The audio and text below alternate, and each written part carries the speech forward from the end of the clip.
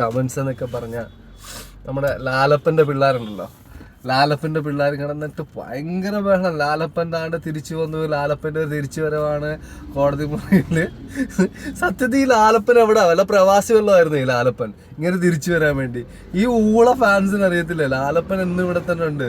വർഷത്തിൽ കിട്ടുന്ന എന്താ, നമുക്ക് വർഷത്തിലൊരു പിന്നെ ഈ എന്താ ക്രിസ്മസ്, ഓണം, പെരുന്നാൾ എന്നൊക്കെ പറയുന്ന പോലെ ഒരു വിശേഷ ദിവസം വരുന്നത്, അതൊക്കെ തിരിച്ചു വരുവാണോ? അതൊക്കെ ഓൾറെഡി ഇവിടെ ഉള്ളതാണ്.